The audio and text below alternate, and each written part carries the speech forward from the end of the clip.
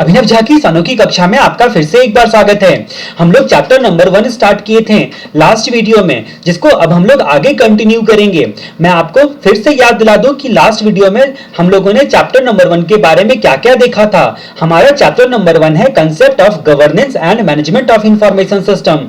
Chapter number 1 में हम लोगों ने देखा था गब्बर सिंह की कहानी। गब्बर सिंह की कहानी से हम लोगों ने गवर्नेंस का मीनिंग देखा था। तो चलिए लास्ट वीडियो में हमने जो जो देखा था पहले उसका रिकैप देख लेते हैं, उसके बाद आगे बढ़ेंगे। मैंने आपको बताया था कि जब भी ये गवर्नेंस शब्द आता है और एग्जाम में आपको लिखना है तो आप क्या क्या लिख सकते हो। आप लिख सकते हो कि गवर्नेंस जो होता है वो ग्रीक के वर्ड गबर से बना हुआ है। ग्रीक का वर्ड जो है वो गबर, उससे बना हुआ है, जिसका मतलब होता है टू स्टीयर। टू स्टीयर का मतलब क्या होता है कि जिसने काम किया है उसके ऊपर वाले लेवल के लोग जब उसके काम को रिव्यू करते हैं, जैसे बोर्ड ऑफ डायरेक्टर के काम को स्टेक होल्डर लोग रिव्यू करते हैं। दर्जी को जब आप कपड़ा सीने के लिए देते हो तो आप उसको पहनकर एक बार चेक करते हो आपको फिट बैठ रहा है या नहीं बैठ रहा है, और उसमें कुछ गड़बड़ लगता है तो इमीडिएट उसको बोलते हो कि भैया आपने ठीक से नहीं सिया है। यानी कि जब आपके लेवल से ऊपर वाले लेवल के लोग आपके काम को रिव्यू करते हैं तो उसको स्टीयर बोला जाता है। इसी स्टीयर सबसे स्टीयरिंग कमिटी बनी हुई है।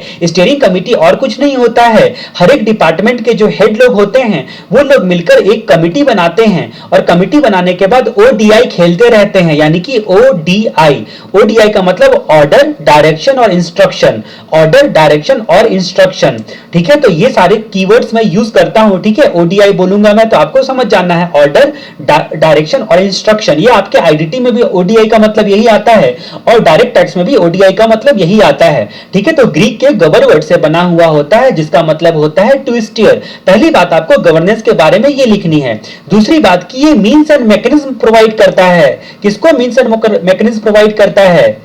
ये मींस एंड मैकेनिज्म प्रोवाइड करता है गवर्नेंस स्टेक होल्डर लोगों को, स्टेक होल्डर लोगों को, ताकि वो बहुत सारे अल्टरनेटिव ऑप्शन को इवैल्यूएट कर सकें, उसी के हिसाब से डायरेक्शन सेट कर सके और उनके डायरेक्शन का ठीक से पालन हो रहा है या नहीं हो रहा है इस बात को मॉनिटर कर सकें। तो ये governance means and mechanism provide करता है स्टेक होल्डर लोगों को ताकि वो बहुत सारे अल्टरनेटिव ऑप्शन को इवैल्यूएट कर सकें और उस इवैल्यूएट करने के बाद जो उसमें से अल्टरनेट बेस्ट लगता है उस हिसाब से डायरेक्शन सेट कर सकें और उनके डायरेक्शन का ठीक से पालन हो रहा है या नहीं हो रहा है इस बात को मॉनिटर कर सकें, ठीक है। तो ये मींस एंड मैकेनिज्म प्रोवाइड करता है। तीसरी बात कि जब आप अकाउंटेबिलिटी शेयर करते हो किसी भी एंटरप्राइज में, जब रिस्पांसिबिलिटी एंड अकाउंटेबिलिटी को शेयर की जाती है, अकाउंटेबिलिटी शेयर की जाती है, वहां पे गवर्नेंस का जन्म होता है। जहां पर रिस्पांसिबिलिटी एंड अकाउंटेबिलिटी शेयर की जाती है वहां पर गवर्नेंस का जन्म होता है। यहां पर हम लोगों ने गब्बर सिंह की कहानी देखी थी। एक बार गब्बर सिंह ग्रीक गया था। गब्बर का स्पेलिंग आप ऐसे ही लिखोगे, ठीक है। ये अभिनव झा की अनोखी कक्षा है। यहां पर लॉजिक से काम नहीं चलेगा, आपको यहां पर इंटरेस्ट लेना पड़ेगा सब्जेक्ट में, और इंटरेस्ट जितना ज्यादा लोगे आप उतना ज्यादा आपको मजा आएगा और सारी चीजें याद होंगी आपको। तो ग्रीक के गबर वर्ड से बना हुआ है जिसका मतलब होता है टू स्टीयर।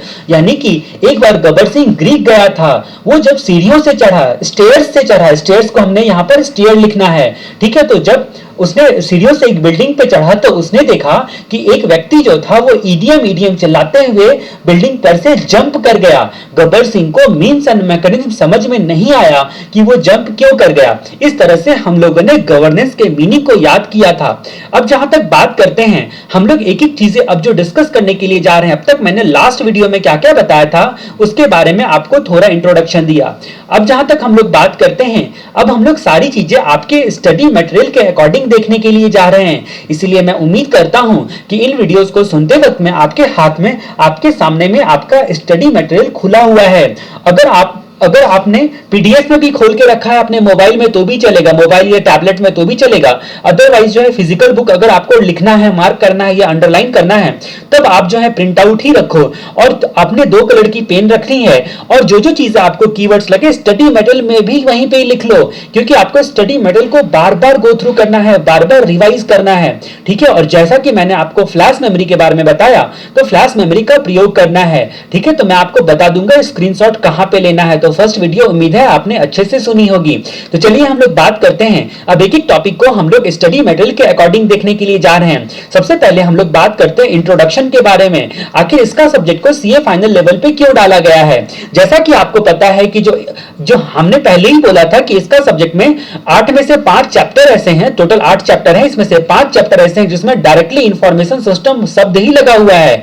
और मैंने आपको बोला था कि आपको इसका को पढ़ना है, सोचना है, समझना है एक इंफॉर्मेशन सिस्टम ऑडिटर के पॉइंट ऑफ व्यू से और कहीं कहीं बिजनेसमैन के पॉइंट ऑफ व्यू से।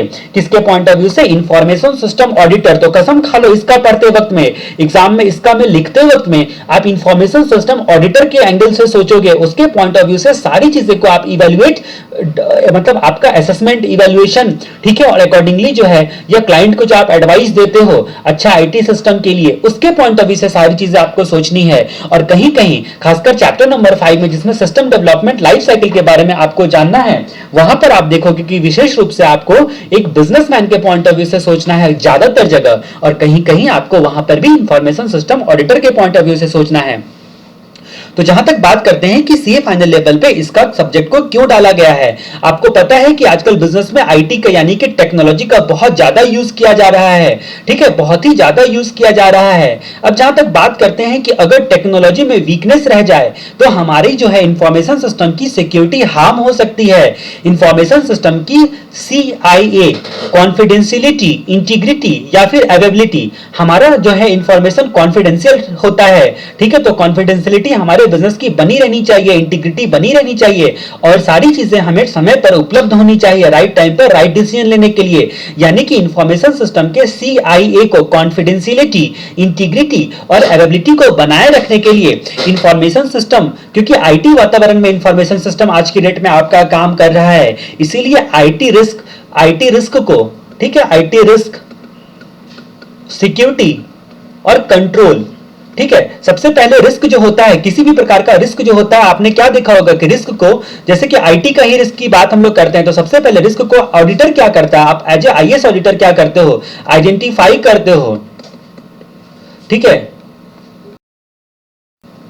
उसके बाद क्या करते हो, इवैल्यूएट करते हो, ठीक है, और उसके बाद क्या करते हो, आइडेंटिफाई करने के बाद इवैल्यूएट एंड असेसमेंट करते हो, ठीक है, असेसमेंट करते हो और अकॉर्डिंगली जो है वो प्रॉपर कंट्रोल लगा है कि नहीं लगा है ये देखते हो, मतलब कंट्रोल लगाना है। तो सबसे पहले रिस्क को आइडेंटिफाई किया जाता है, पहचाना जाता है, एक रिस्क का पोर्टफोलियो बनाता है इंफॉर्मेशन सिस्टम ऑडिटर, उसमें लिस्ट में लिखता है कि भैया कैसे टेक्नोलॉजी आप यूज कर रहे हो और इन टेक्नोलॉजी के रिस्पेक्ट में कौन कौन से रिस्क हो सकते हैं, ठीक है। उसके बाद जो है उसको इवैल्यूएट कर सकता है कि किस रिस्क को कितना रैंकिंग दिया जाए, ठीक है, और कितना ज्यादा हमको हार्म कर सकता है, यानी कि क्लाइंट को हार्म कर सकता है, उसका कंट्रोल एप्रोप्रिएटली चेक करता है कि एप्रोप्रिएट कंट्रोल है कि नहीं। अब ये जो होता है आपके आईटी रिस्क के संदर्भ में, ये काम करने के लिए आपको इसका सब्जेक्ट का नॉलेज लेना पड़ेगा, इसका सब्जेक्ट का नॉलेज लेना पड़ेगा।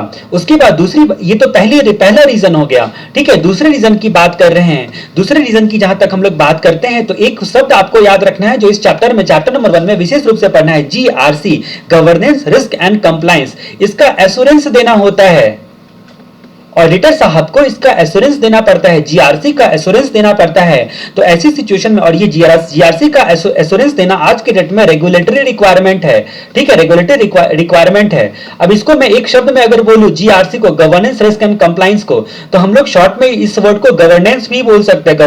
गवर्नेंस में जनरली सारी बातें कवर हो जाती है गवर्नेंस एंड मैनेजमेंट शब्द में। अब जो ये गवर्नेंस था, ये आपका पहले केवल clause number 49 of listing agreement जो सेबी का होता था, उन सबसे मिलाकर पहले केवल लिस्टेड कंपनी को करना पड़ता था, ठीक है, गवर्नेंस अप्लाई करना पड़ता था। लेकिन कंपनीज एक्ट 2013 जब से आया, तब से न केवल लिस्टेड कंपनी बल्कि हर प्रकार के कंपनी को गवर्नेंस जो है मैंडेटरी अप्लाई करना है। और जहां पर कोई भी चीज कानून करने के लिए बोलता है, वहां पर ऑडिटर का इन्वॉल्वमेंट हो ही जाता है, ऑडिटर को अपना एश्योरेंस देना ही पड़ता है, ठीक है। तो इसीलिए इसका सब्जेक्ट को आपको समझना पड़ेगा। इसके अलावा आपके स्टडी मटेरियल में लिखा हुआ है कि न केवल स्टूडेंट पॉइंट ऑफ व्यू से, बल्कि आप प्रैक्टिकल लाइफ में भी, डे टू डे लाइफ में भी ऑडिट करते वक्त में आप इसका सब्जेक्ट को अप्लाई करोगे।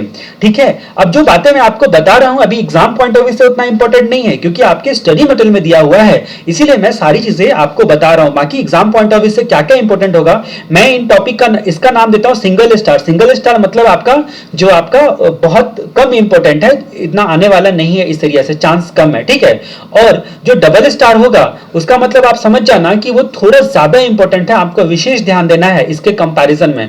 और जहां पर ट्रिपल स्टार होगा वो ऐसी चीजें होंगी जिसको आपको अगेन एंड अगेन रिवाइज करना है, ये भूलने वाली चीजें होंगी। अगर इस एरिया से आ गया तो आपका क्वेश्चन जो है वो आपको टफ लगने लगेगा। तो जो कुछ भी जो सब पॉइंट होंगे, पॉइंट के अंदर के जो पॉइंट पूछ दिए जाते हैं तो वहां पर कंफ्यूज हो जाते हो आप एग्जाम में। ठीक है, जो मेन पॉइंट होते हैं जो डार्क कलर से लिखे रहते हैं वो आपको डबल स्टार में आ जाएगा, वो आप ऐसे ही याद रख सकते हो, याद रखोगे, आपको पता है। लेकिन जो अंदर के पॉइंट होते हैं, सब पॉइंट के भी सब पॉइंट आपको मिलेंगे जो आपको याद रखना है, वहां पर मैं ट्रिपल स्टार दूंगा, क्योंकि एग्जाम में अगर पूछ दिया तो आपको कठिनाई हो सकती है। तो जहां तक हम लोग बात करते हैं इंट्रोडक्शन के बारे में, हम लोगों ने इतनी सारी बातें देखी जिसमें मैंने आपको क्या क्या बोला, आपको आईएएस ऑडिटर के पॉइंट ऑफ व्यू से सोचना है। पहली बात तो मैंने आपको ये बोली, दूसरी बात मैंने आपको बोली कि जो आइडेंटिफाई करना पड़ता है, रिस्क को इवैल्यूएट करना पड़ता है, अप्रोप्रिएटली कंट्रोल लगा है कि नहीं ये देखना पड़ता है। उसके बाद तीसरी बात मैंने आपको बोली जीआरसी के रिस्पेक्ट में, गवर्नेंस, रिस्क एंड कंप्लायंस के रिस्पेक्ट में, कंपनीज एक्ट 2013 से हर प्रकार की कंपनी को, हर प्रकार के एंटरप्राइज को क्या करना पड़ेगा, आपको गवर्नेंस को अप्लाई करना पड़ेगा। अब जहां तक हम लोग बात करते हैं कि ये डिटेल लर्निंग ऑब्जेक्टिव क्या होता है इसका का, आप सोच रहे होगे क्या ये डिटेल लर्निंग ऑब्जेक्टिव क्या होता है इसका का, ये क्वेश्चन पूछ सकता है? तो नहीं, ये सिंगल स्टार में ही आप रख सकते हो। लेकिन हो सकता है कि जो क्वेश्चन नंबर 1 आपका आता है केस लॉ टाइप का क्वेश्चन, उसमें हो सकता है कि ये आपको पूछ दिया जाए घुमा फिरा के डिटेल लर्निंग ऑब्जेक्टिव बच्चों को याद है कि नहीं है। ठीक है, तो किसी प्रकार से क्वेश्चन बना दिया जाए तो उस सिचुएशन में ये आपको काम देगा। तो डिटेल लर्निंग ऑब्जेक्टिव है, सबसे पहले ऑब्जेक्टिव क्या है, अंडरस्टैंड करना। किस चीज को अंडरस्टैंड करना, तो जीआरसी के एस्पेक्ट को सबसे पहले अंडरस्टैंड करना, दूसरा असेसमेंट करना, अंडरस्टैंड करना, असेसमेंट करना, और तीसरा आइडेंटिफाई एंड रिव्यू करना।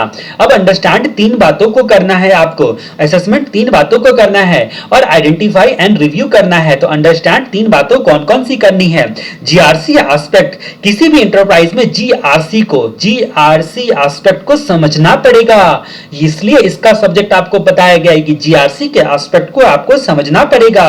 दूसरा आपको क्या समझना पड़ेगा, आईटी वातावरण में ऑडिट कैसे करते हो भैया, यानी कि ऑडिट करने के लिए आईटी वातावरण में, आईटी इन्वायरमेंट में ऑडिट।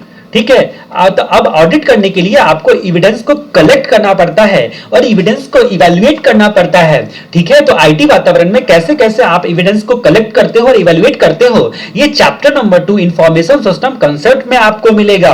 तो जीआरसी एस्पेक्ट, किसी भी एंटरप्राइज में जीआरसी एस्पेक्ट को अप्लाई करना, ठीक है, ये समझना पड़ेगा, अंडरस्टैंड करना पड़ेगा। दूसरा, आईटी एनवायरनमेंट में ऑडिट कैसे करते हैं, ठीक है, और उसके बाद आईटी के बेस्ट प्रैक्टिसेस क्या क्या होते हैं, आपको पता ही नहीं होगा बेस्ट प्रैक्टिसेस क्या होते हैं, तो आप अप्लाई कैसे करोगे, आप अप्लाई कैसे करोगे जब आईटी का सिस्टम जो होता है बिजनेस में, ऐसा वक्त आया जब आईटी जो था आपका बहुत ज्यादा लोग इस्तेमाल करने लगे, बड़ी कंपनियां इस्तेमाल करने लगी। अब आईटी तो हर जगह लगा रहे हैं लेकिन आईटी को मैनेज नहीं कर पा रहे थे, आईटी को लगा तो रहे थे पर आईटी को मैनेज नहीं कर पा रहे थे। अब इंफॉर्मेशन टेक्नोलॉजी को ऑडिटर भी ढंग से ऑडिट नहीं कर पा रहा था, इसके पास भी कोई पुख्ता चीजें नहीं मिलती थी कि भैया आईटी के वातावरण में हम ऑडिट कैसे करें। आईटी को लगा तो लिया पर उसको मैनेज नहीं कर पा रहे थे। बड़ी बड़ी जो ऑर्गेनाइजेशन होती थी पूरे वर्ल्ड वाइड में, आईटी एक प्रॉब्लम बनते जा रहा था। तो ये लोग सारे के सारे एंटरप्राइज लोग मिलके क्या किए, जो एक ग्लोबल आईटी एसोसिएशन इसाका के पास गए। ठीक है, इसाका के पास गए, बोले भैया कोई हमारा फ्रेमवर्क दो, कुछ तो हमें ऐसा नियम कानून का एक किताब दो जिससे हम लोग समझ सके कि हमारा आईटी जो होता है उसका प्रॉपर से हम लोग जो है हमारा आईटी वातावरण में प्रॉपर हम लोग सिक्योरिटी से काम कर रहे हैं, यानी कि आईटी वातावरण में हम लोग गवर्नेंस एंड मैनेजमेंट कर सके। ठीक है, गवर्नेंस एंड मैनेजमेंट कर सके। अब ये गवर्नेंस एंड मैनेजमेंट करने के लिए यूएस का global IT association ISACA, global IT association, ये जो इंस्टीट्यूशन है इसने कोबिट दिया, कोबिट 5। ये कोविड 5 इस चैप्टर में पढ़ना है, तो ये कोविड 5 को आपको पता चलेगा कि ये एक बेस्ट प्रैक्टिसेस होता है। कोविड 5 ये एक ऐसा फ्रेमवर्क होता है जिसमें दुनिया के तमाम अच्छे अच्छे जो आईटी सॉल्यूशंस होते हैं, आईटी को गवर्न और मैनेज करने के लिए, वो सारी चीजें इसमें आ जाती है। तो यानी कि आईटी ये समझना है आपको बेस्ट प्रैक्टिसेस। अगर आपको ये इसाका गवर्नेंस एंड मैनेजमेंट करने के लिए कोविड 5 फ्रेमवर्क होता है ये पता ही नहीं होगा तो आप अप्लाई कैसे करोगे? इसीलिए अंडरस्टैंड करना 3 बातों को ध्यान रहे तो जीआरसी के एस्पेक्ट को, आईटी वातावरण में कैसे ऑडिट करते हैं और बेस्ट प्रैक्टिसेस को आप इसका स्क्रीनशॉट ले सकते हो। उसके बाद हम लोग असेसमेंट पे चर्चा करेंगे, ठीक है, और आइडेंटिफाई एंड रिव्यू पे चर्चा करेंगे। तो आप यहां पर तुरंत पॉज करके स्क्रीनशॉट ले सकते हो। देखो आपको खुद ही समझना पड़ेगा कि आपको स्क्रीनशॉट कहां लेना है। हर जगह मैं आपको नहीं बताऊंगा कि आपको स्क्रीनशॉट कहां लेना है या फिर फोटो कहां खींचनी है या कैम स्कैनर से स्कैन किस पॉइंट पे करना है, ठीक है। फ्लैश मेमोरी का यहां पर स्क्रीनशॉट आप ले सकते हो, ठीक है।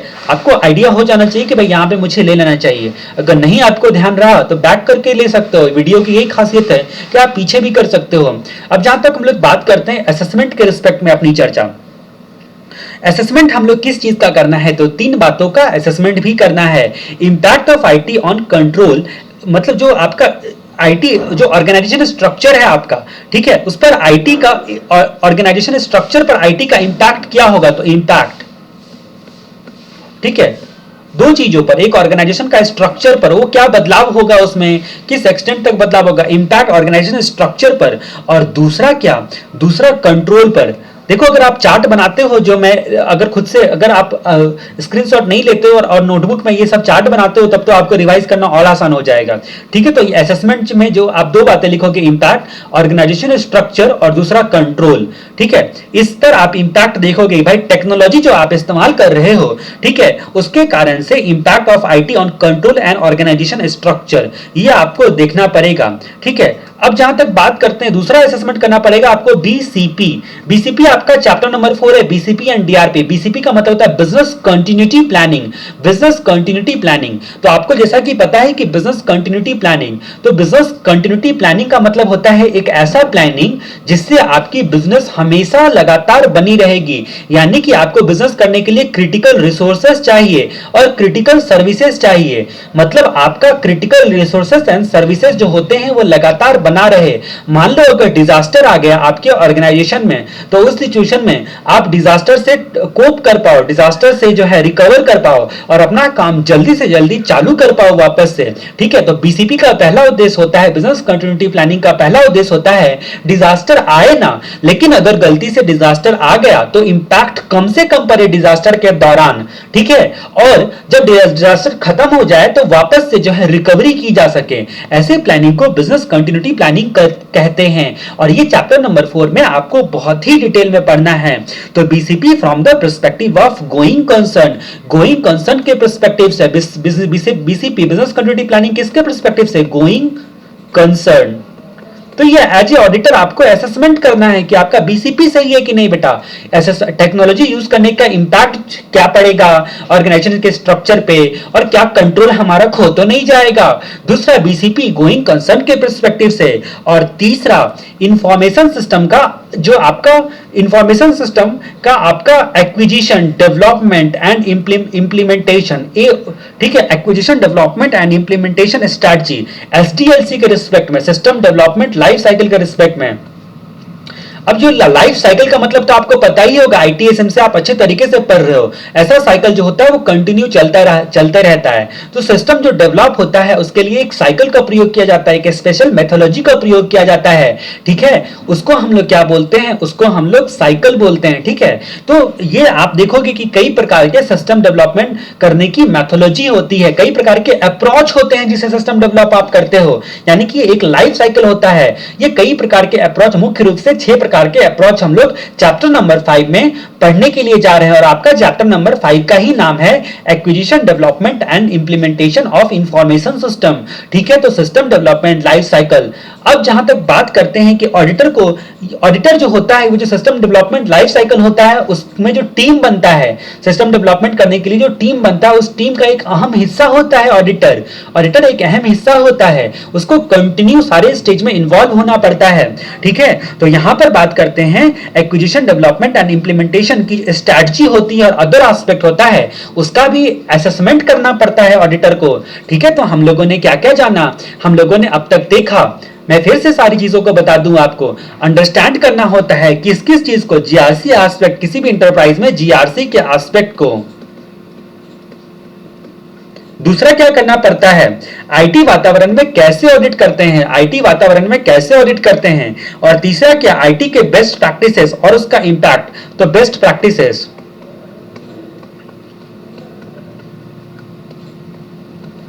ठीक है, बेस्ट प्रैक्टिसेस असेसमेंट किस किस चीजों का करना पड़ता है, ठीक है, इंपैक्ट का, ठीक है, ऑर्गेनाइजेशन स्ट्रक्चर पर और कंट्रोल पर इंपैक्ट का असेसमेंट कौन करता है, इंपैक्ट का असेसमेंट आईएएस ऑडिटर करता है, सब काम तो आईएएस ऑडिटर ही करता है, ठीक है, आपके इसका सब्जेक्ट में, ठीक है। और दूसरा हम लोगों ने देखा था बीसीपी, बीसीपी किसके पर्सपेक्टिव से, गोइंग कंसर्न के पर्सपेक्टिव से, गोइंग कंसर्न के पर्सपेक्टिव से। और तीसरा इंफॉर्मेशन सिस्टम, जो आपका इंफॉर्मेशन सिस्टम जो डेवलपमेंट होता है, ठीक है, एसडीएलसी, ठीक है, तो इसको आप क्या बोलोगे, एक्विजिशन, डेवलपमेंट एंड इंप्लीमेंटेशन।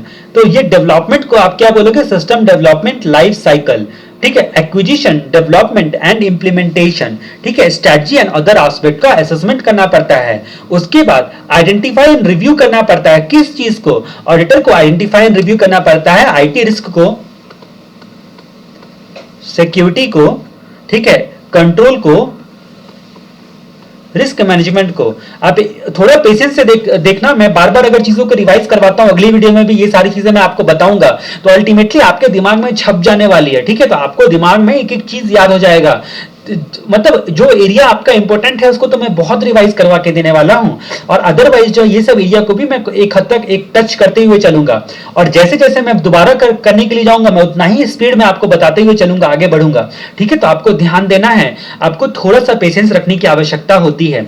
अब हम लोग इसको आगे कंटिन्यू करते हैं हमारे अगले टॉपिक के बारे में। तो आप एक बार फिर से देख सकते हो, आप स्टडी मटेरियल से रीड कर सकते हो, अंडरस्टैंड करना पड़ता है 3 बातों को, ठीक है, कि concept of governance, risk and compliance aspect, enterprise, किसी भी इंटरप्राइज में जो आईटी के रिस्पेक्ट में है। दूसरा समझना पड़ता है कैसे आईटी वातावरण में आप ऑडिटिंग परफॉर्म करोगे, यानी कि एविडेंस का कलेक्शन और इवैल्यूएशन करोगे, ठीक है। उसके बाद तीसरा समझना पड़ता है कि आप आईटी बेस्ट प्रैक्टिसेस को कैसे अप्लाई करोगे, और जो बेस्ट प्रैक्टिसेस आप अप्लाई कर रहे हो, जो और दुनिया में बदलते वातावरण में जो टेक्नोलॉजी बदल रही है, ठीक है, उसके हिसाब से वो सही है कि नहीं है, ये भी आपको समझना पड़ता है। दूसरा आपको असेसमेंट करना पड़ता है, क्या क्या असेसमेंट करना पड़ता है, बिजनेस कंटिन्यूटी प्लान, ठीक है, बीसीपी का असेसमेंट करना पड़ता है गोइंग कंसर्न के पर्सपेक्टिव से।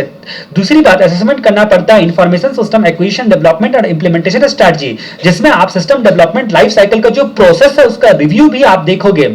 उसके बाद आपको असेसमेंट करना पड़ता है कंट्रोल का इंपैक्ट, ठीक है, इंपैक्ट कंट्रोल पर क्या होगा, टेक्नोलॉजी आप यूज करोगे उसका इंपैक्ट क्या होगा, उसका इंपैक्ट क्या होगा, और ऑर्गेनाइजेशन स्ट्रक्चर, ठीक है, कंट्रोल पर और ऑर्गेनाइजेशन स्ट्रक्चर पर, ठीक है, जो टेक्नोलॉजी आप इंटीग्रेट कर रहे हो अपने ऑर्गेनाइजेशन के बिजनेस प्रोसेस में, तो उसका इंपैक्ट क्या होगा। और तीसरी बात आपको आइडेंटिफाई एंड रिव्यू करना पड़ता है आईटी के रिस्क को, सिक्योरिटी को, कंट्रोल को और रिस्क मैनेजमेंट अप्रोच को समझना पड़ता है, ठीक है। तो ये हम लोगों ने 3 बातें देखी। अब हम लोग बात करते हैं अगले टॉपिक के बारे में, की कंसेप्ट ऑफ गवर्नेंस। गवर्नेंस क्या होता है इसके बारे में हमने पहले से चर्चा कर रखी है, मैं वापस से उस बात को आपको बता देता हूं, बस शॉर्ट में मैं बताऊंगा कि गवर्नेंस जो होता है वो, इसका गवर्नेंस का जन्म होता है जब अकाउंटेबिलिटी शेयर की जाती है, तो गवर्नेंस का जन्म होता है।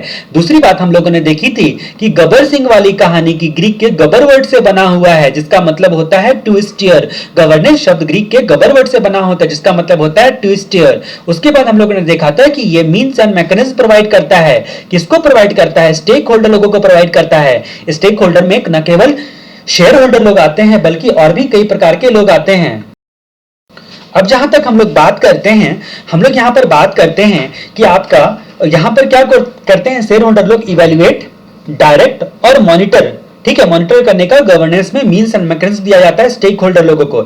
स्टेक होल्डर में न केवल शेयर होल्डर आएंगे बल्कि हर एक प्रकार के लोग आएंगे जिसका कंपनी में इंटरेस्ट है, जिसका आपके बिजनेस में इंटरप्राइज है। इवन गवर्नमेंट को भी आपसे टैक्स मिल रहा है तो गवर्नमेंट भी स्टेक होल्डर आ जाएंगे। ये जो इवैल्यूएट, डायरेक्ट, मॉनिटर जो ये लोग करता है, मींस एंड मैकेनिज्म जो मिलता है, उससे स्पेसिफिक ऑब्जेक्टिव ऑर्गेनाइजेशन का पूरा किया जाता है, स्पेसिफिक ऑब्जेक्टिव पूरा होता है। अब ये जो स्पेसिफिक ऑब्जेक्टिव होता है इसके बारे में मैं एक बात बता दूं, एक टर्म आप याद रखना, वैल्यू डिलीवर।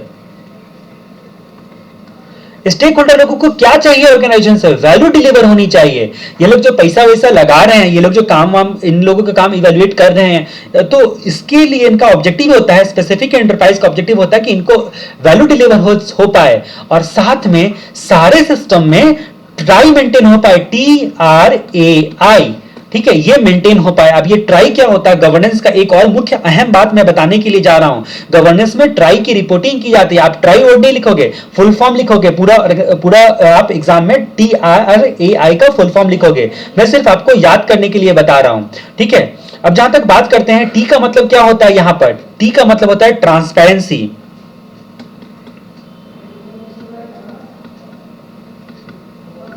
आर का मतलब होता है रिस्पॉन्सिबिलिटी।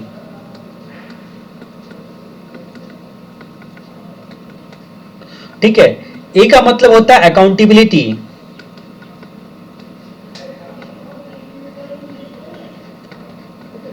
ठीक है, ए का मतलब होता है आपका अकाउंटेबिलिटी और आई का मतलब होता है independence.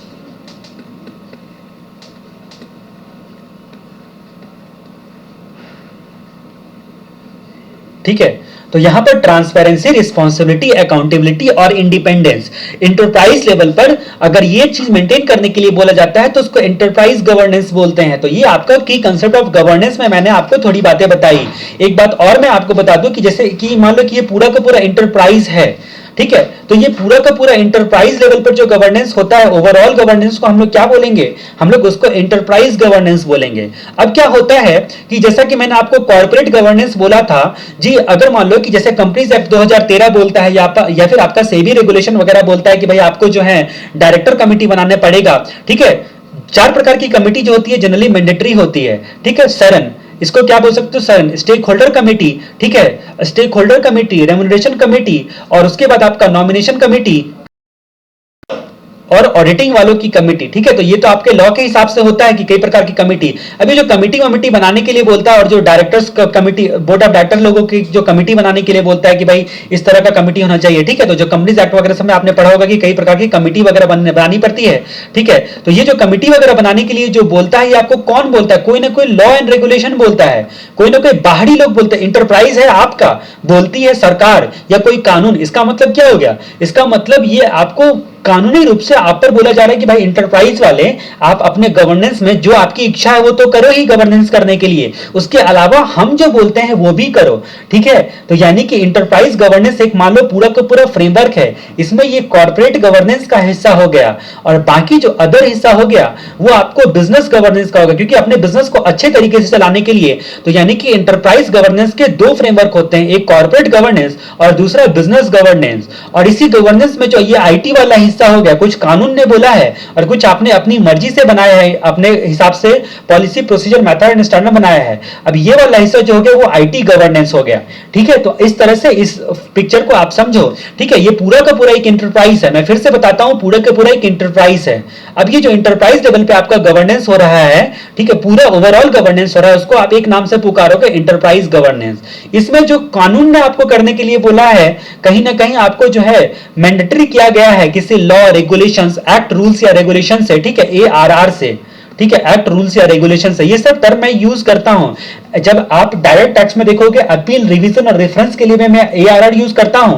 Act, rules and regulation, ये वर्ड के लिए भी ARR यूज करता हूं। तो ये आपका ये टर्म्स होता है। ODI अभी अभी मैंने आपको बोला है। ठीक है, ODI बोला है। PPMS क्या हो गया?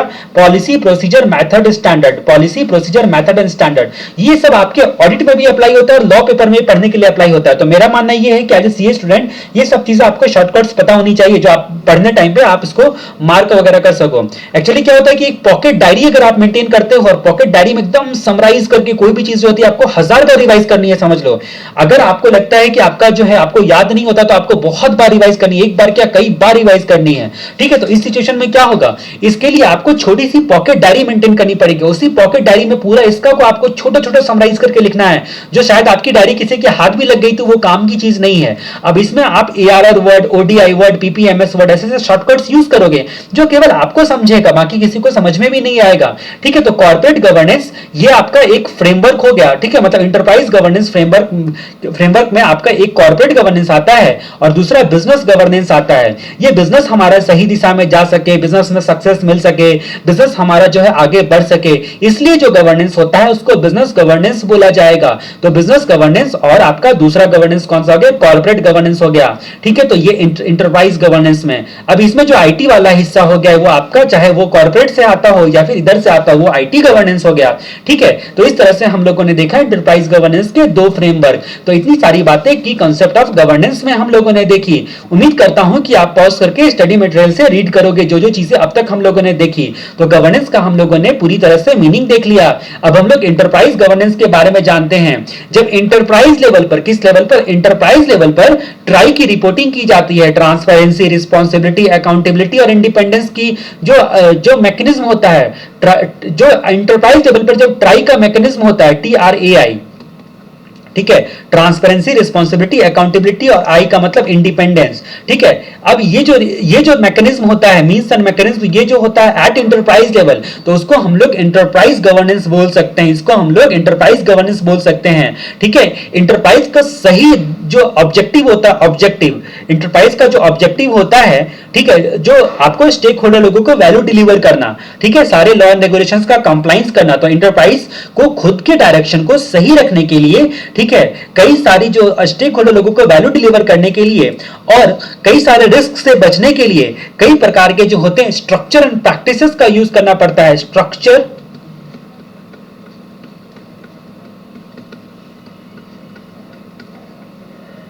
एट इंटरप्राइज लेवल पर, तो उसको आप क्या बोल सकते हो? उसको आप इंटरप्राइज गवर्नेंस बोल सकते हो। उसको इंटरप्राइज गवर्नेंस के नाम से जाना जाता है।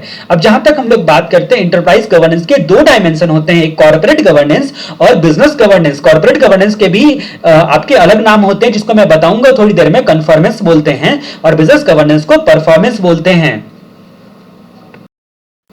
तो अब यहां पर कुछ बातें हम लोग और भी यहां पर देखते हैं। जो गवर्नेंस के बारे में हम लोगों ने देखा था, ये एक set of responsibility and practices होता है। अब ये किसके लिए बनाया गया रहता है? ये इंटरप्राइज गवर्नेंस ये विशेष रूप से बोर्ड ऑफ डायरेक्टर के लिए बनाया गया रहता है। मैंने आपको गवर्नेंस का मीनिंग में क्या बताया था? EDM, मींस एंड मैकेनिज्म दिया जाता है EDM का। ये जो डायरेक्शन सेट किया जाता है, ये डायरेक्शन का पालन कौन करेगा?